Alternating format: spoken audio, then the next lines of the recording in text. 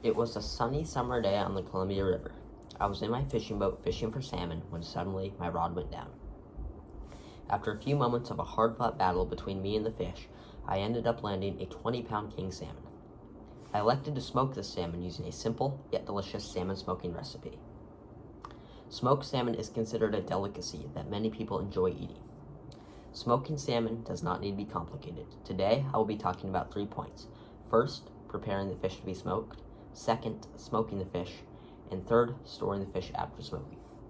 Let's get started with my first point, preparing the fish to be smoked. According to an article published by Iowa Girl Eats, preparing the fish to be smoked is the first step in the salmon smoking process. This is also the first step that I implement whenever I am smoking my salmon. To prepare the fish, I like to remove any blood and bones and scales from the fish. I also like to rinse it to remove any other contaminants that may be on the fish. After you have prepared the fish, you can now brine the fish. According to an article published by Traeger, the second step in the salmon smoking process is to brine the fish. Whenever I brine my salmon, I like to use a dry brine, as it is more simpler than other wet brines. In the evening time when I'm brining my fish, I like to mix together all the dry ingredients, which includes 2 cups of brown sugar, 1 cup of salt, and 2 tablespoons of black pepper. After I've mixed together all the ingredients, I like to cover the salmon in the brine and place it in the refrigerator overnight to let the salmon brine. When I wake up in the morning, I make sure that the dry brine has turned into a liquid, as this tells me that the salmon is done brining. After the salmon is done brining, I take it out of the fridge and I rinse it off under a sink to remove any excess brine that is still on the salmon. I then place the salmon under a fan and allow it to dry until the salmon achieves a texture that is tacky to the touch. Once the salmon is tacky to the touch, it tells me that the salmon has completed the brining process and can now be smoked. Now for my second point, smoking the salmon. According to an article published by ThermoWorks, salmon should be smoked between 150 to 170 degrees Fahrenheit and smoked until the salmon develops the desired texture.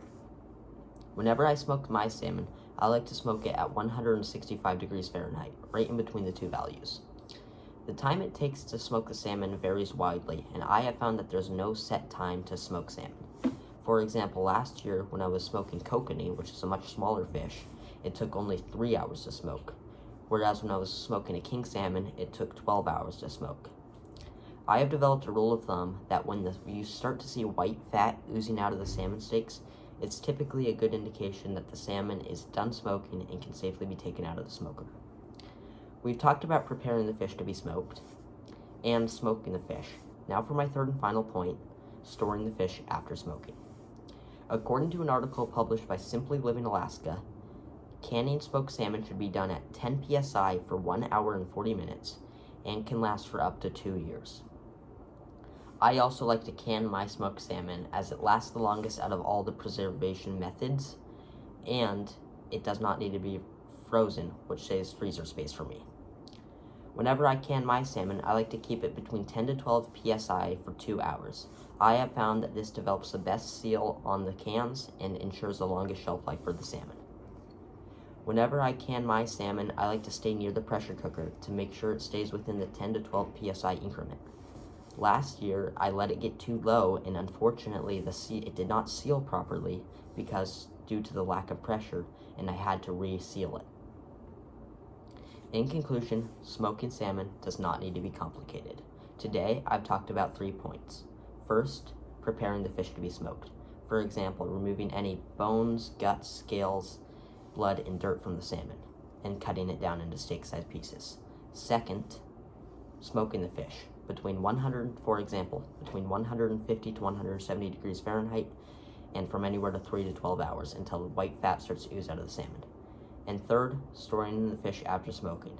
For example, canning between 10 to 12 psi for 2 hours to ensure the greatest seal and shelf life of 2 years.